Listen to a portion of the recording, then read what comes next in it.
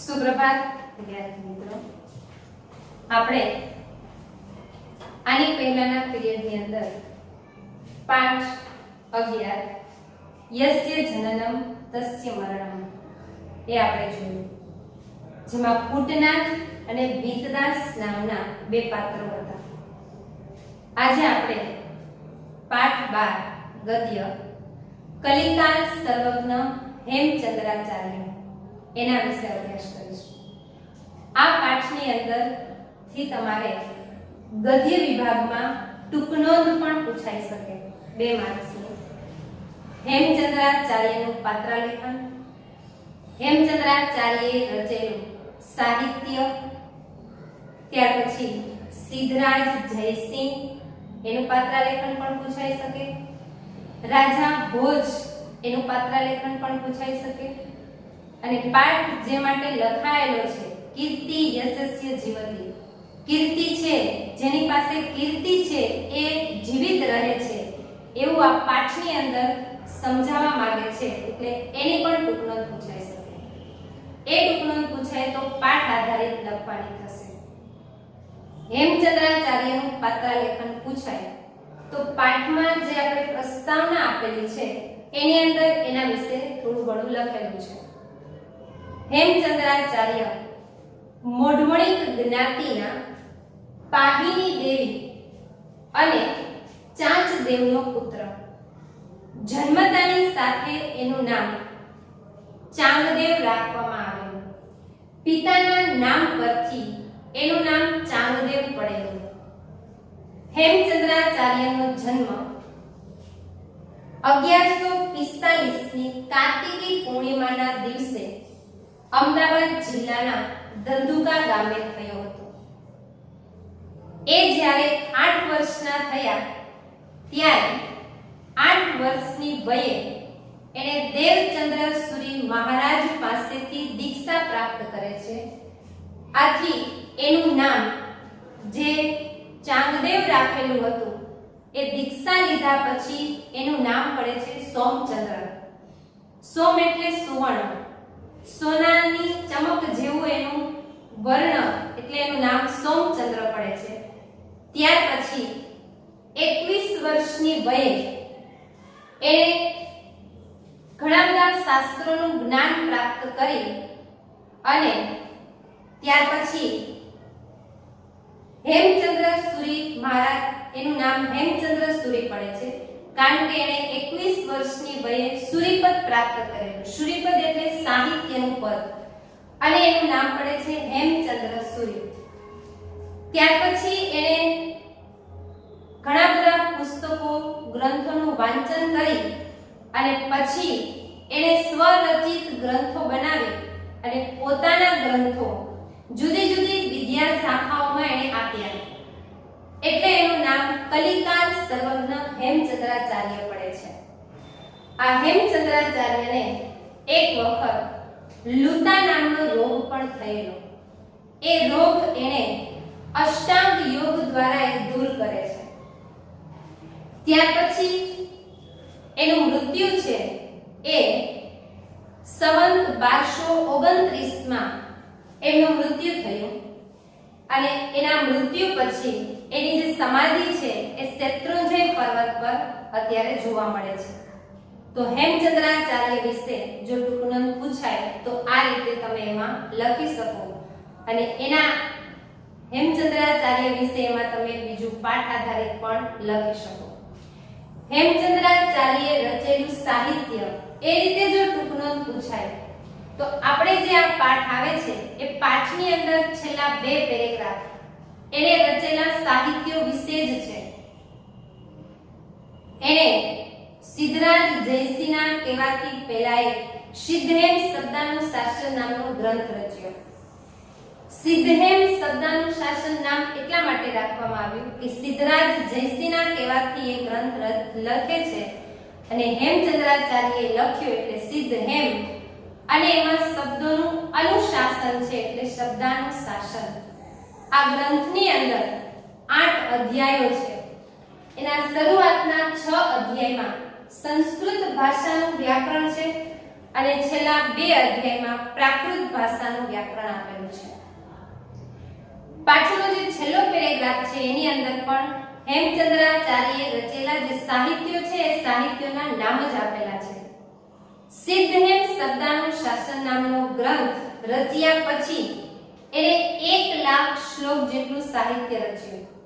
અભિધાન ચિંતામણી નામનો કોષ ગ્રંથ, ચાલુક્ય વંશોત્કીર્તિ નામનું દ્વાશ્રય મહાકાવ્ય, છંદાનુશાસન, એવા ઘણા વિવિધ સાહિત્યોની એને રચના કરી. એ બધા સાહિત્યના નામ તમારે જો એનું સાહિત્ય પૂછાય, હેમચંદ્રાચાર્યનું સાહિત્ય, તો એના જે સાહિત્ય એની રચના કરી છે એ લખવાનું થશે.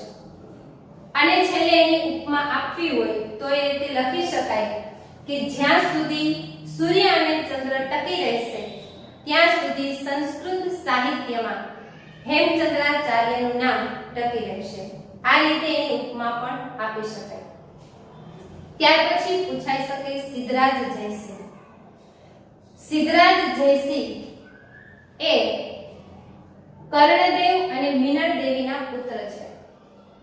સિદ્ધરાજ જયસિંહ અણહિલપુર પાટણ એના પહેલો રાજા જયશિખરી, એ જયશિખરી રાજાને કાન્યકુંજના રાજા સાથે યુદ્ધ થયું અને કાન્યકુંજના રાજાને જયશિખરી ને મારી નાખે છે. ત્યાર પછી જયશિખરી એની જે પત્ની છે એની પત્નીને એના મંત્રી અને એના ભાઈ સાથે જંગલમાં મોકલી દે છે. જયશિખરી મૃત્યુ પામે છે અને એની પત્ની જંગલની અંદર એક પુત્રને જન્મ આપે છે. જંગલમાં જન્મ આપે છે એટલે એનું નામ વનરાજ રાખે છે. આ વનરાજ એક આદિવાસીનું જ્યારે મોટો થાય ત્યારે એક આદિવાસીનું સૈન્ય બનાવી અને એના પિતાનું વેર વાળી અને એના મિત્રની સહાય લે છે અણહિલ ભરવાડ, અને એની સહાયથી એના પિતાનું રાજ્ય પાછું મેળવે છે અને ચાવડા વંશની સ્થાપના થાય છે. વનરાજ ચાવડા. ચાવડા વંશ પછી સોલંકી વંશ આવે છે અને સોલંકી વંશનો પહેલો રાજા હોય જયસિંહ અને એનું ઉપનામ છે સિદ્ધરાજ જયસિંહ. એ સમયે સુવર્ણ યુગ હતો એવું કહેવાય છે. એ સિદ્ધરાજ જયસિંહે માળવા પર વિજય પ્રાપ્ત કરે છે ત્યારે માળવાના રાજા હોય છે યશોવર્મા. એ યશોવર્મા સાથે યુદ્ધ કરી અને ત્યાં જે કાંઈ ધન છે, ગ્રંથ ભંડાર છે, ત્યાં જે કાંઈ બધું છે એ માળવાનો ધન ભંડાર, ગ્રંથ ભંડાર એ અણહિલપુર પાટણ લઈ આવે છે. આપણે એ પાઠની અંદર એવું આવે છે. અણહિલપુર પાટણ એ લઈ આવે છે ત્યારે એક વખત એને એવો વિચાર આવે છે કે મેં ઘણા બધા રાજ્યો ઉપર યુદ્ધ કરી અને રાજ્ય પ્રાપ્ત કર્યું, ધન પ્રાપ્ત કર્યું, ત્યાંનો હું રાજા બન્યો, પણ રાજા ભોજની જેવી કીર્તિ છે, એનું જેવું નામ છે એવું નામ મેં હજી પ્રાપ્ત નથી કર્યું. રાજા ભોજ નું મૃત્યુ પછી પણ રાજા ભોજની જેવી કીર્તિ છે એ અમર બની ગયા છે એવી કીર્તિ મેં પ્રાપ્ત કરી નથી. કારણ કે સિદ્ધરાજ જયસિંહે રાજા ભોજ જેવા કોઈ ગ્રંથો રચેલા નથી. એટલે એને પણ એવું થાય છે કે માળવા ઉપર વિજય પ્રાપ્ત કર્યો, ત્યાંનો ધન ભંડાર, ગ્રંથ ભંડાર એને પ્રાપ્ત કર્યું, પણ રાજા ભોજની જેવી કીર્તિ છે કારણ કે યશોવર્મા રાજા સાથે એને યુદ્ધ કર્યું એ પહેલાના રાજા ભોજ થઈ ગયેલા. એ પહેલા રાજા ભોજ ત્યાં હતા. રાજા ભોજ વિશે આપણે પછી ચર્ચા કરીશું. પહેલા સિદ્ધરાજ જયસિંહનું આપણે જોઈ લઈએ કે જો ટૂંકનોંધમાં પૂછાય તો શું લખવું. એટલે એને એવો વિચાર આવે છે કે રાજા ભોજે જેવી કીર્તિ પ્રાપ્ત કરી એવી કીર્તિ મેં પ્રાપ્ત કરી નથી. એટલે એને પોતાના આચાર્ય હેમચંદ્રાચાર્યને એમ આજ્ઞા કરે છે કે તમે પણ એવું કંઈક રચો કે જેના કારણે તમારી અને મારી કીર્તિ અમર બને. એટલે સિદ્ધરાજ જયસિંહના કહેવાથી હેમચંદ્રાચાર્યએ સિદ્ધહેમ શબ્દાનુશાસન નામનો ગ્રંથ રચે છે. આપણને ઉપર જે પ્રસ્તાવના આપેલી છે પાઠમાં એમાં એવું લખેલું છે કે રાજા ભોજ સાથે યુદ્ધ કરી અને સિદ્ધરાજ જયસિંહ એનો ધન ભંડાર ગ્રંથ ભંડાર બધું મેળવે છે અને પાઠની અંદર એવું આપેલું છે કે સિદ્ધરાજ જયસિંહે યશોવર્મા સાથે યુદ્ધ કરી માળવા ઉપર વિજય પ્રાપ્ત કરી અને અણહિલપુર પાટણ પાછો ફરે છે અને એની સાથે ધન ભંડાર અને ગ્રંથ ભંડાર બધું લાવે છે. પણ હવે આપણે રાજા ભોજ વિશે જોઈએ તો રાજા ભોજ વિક્રમાદિત્યના વંશજ કહેવાય છે, પરમાર વંશ છે એનો. રાજા ભોજ ના પિતા સિંધુરાજ અને માતા છે સાવિત્રી દેવી. રાજા ભોજ પાસે ખૂબ જ જ્ઞાન વિદ્યા કલા સાહિત્યમાં એ ખૂબ જ હોશિયાર હતા. એ પંડિતોનું વિદ્વાનોનું ખૂબ માન રાખતા અને એની પાસે પણ એવી વિદ્યા હતી, જ્ઞાન હતી કે પોતે પણ ઘણા બધા સાહિત્યોની એને રચના કરેલી છે. એમાંનું એક સાહિત્ય એટલે સરસ્વતી કંઠાભરણ અને આ સરસ્વતી કંઠાભરણ નામના પુસ્તક પરથી રાજા ભોજની ખ્યાતિ વધે છે. રાજા ભોજ વિક્રમાદિત્યના વંશજ છે. વિક્રમાદિત્ય પછી 9મા રાજા થઈ ગયેલા એવું કહેવાય છે. રાજા ભોજ પછી એનો જન્મ છે ઉજ્જૈનીમાં થયેલો. ઉજ્જૈનીનો રાજા હતા. પણ રાજા ભોજના જે વંશજો છે એમાં આગળ એક ઉદયાદિત્ય નામના રાજા હોય છે અને એ ઉદયાદિત્ય નામના રાજા માળવા ઉપર વિજય પ્રાપ્ત કરે છે અને ત્યાં માળવાના રાજા બને છે. અને ઉદયાદિત્ય રાજા પછી લક્ષ્મણવર્મ, નરવર્મ અને એના પછીના રાજા હોય છે યશોવર્મન. એટલે માળવાના રાજા પણ રાજા ભોજના આ યશોવર્માના વંશજો એ રાજા ભોજ પણ છે. એટલે પહેલા રાજા ભોજ થઈ ગયેલા અને યશોવર્મા રાજા છે એના વંશજમાં એના પછી આવે છે.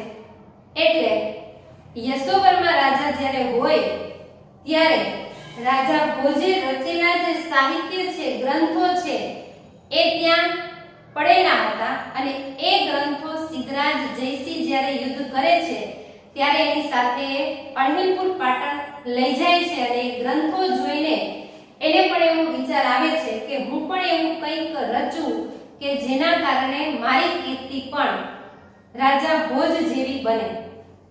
તો રાજા ભોજ વિશે પણ ટૂંકનોંધ પૂછાઈ શકે, સિદ્ધરાજ જયસિંહ વિશે પણ પૂછાઈ શકે અને ત્રીજું બીજી ટૂંકનોંધ તમારે પાઠ આધારિત કીર્તિ યસ્યસ જીવતી એટલે કે જેની કીર્તિ છે તે જ જીવતો રહે છે એ પણ ટૂંકનોંધની અંદર પૂછાઈ શકે કે આવી કીર્તિ જે છે એ લક્ષ્મી એટલે કે ધનથી પ્રાપ્ત નથી થતી. આવી કીર્તિ તો સરસ્વતી એટલે કે જ્ઞાનથી પ્રાપ્ત થાય છે. એ સિદ્ધરાજ જયસિંહ જાણી ચૂકેલા કે આજે કીર્તિ રાજા ભોજે પ્રાપ્ત કરેલી છે એ કીર્તિ એને જ્ઞાન દ્વારા, વિદ્યા દ્વારા પ્રાપ્ત કરેલી છે, લક્ષ્મી દ્વારા પ્રાપ્ત કરેલી નથી.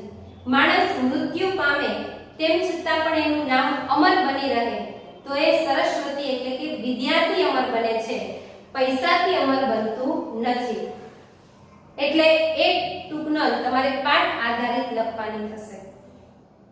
કલિકા સરોજના હેમચંદ્રાચાર્યમાં પાઠની અંદર એવું કહે છે કે વિક્રમ સંવત 12મી સદીમાં સિદ્ધરાજ જયસિંહે માળવા પર વિજય પ્રાપ્ત કર્યો. વિજય પછી જયસિંહે રાજા યશોવર્માનું બધું ધન લઈ અને અણહિલપુર પાટણ પાછો ફર્યો. એટલે માળવાના રાજા યશોવર્મા પણ એ પહેલા રાજા ભોજ પણ ત્યાં થઈ ગયેલા. એટલે રાજા ભોજના જે ગ્રંથો છે એ ત્યાં હતા. અણહિલપુર પાટણ પાછો ફરે છે. ધનની સાથે ત્યાં ગ્રંથ ભંડારો પણ તેને હાથ આવ્યા. આ ગ્રંથ ભંડારોમાં ઘણા અનુપમ ગ્રંથો હતા. અનુપમ એટલે જેની કોઈ ઉપમા ન હોય એવા ગ્રંથો હતા. તેમાં ભોજ વડે રચેલું સરસ્વતી કંઠાભરણ નામનું એક ભોજ વ્યાકરણ પણ હતું.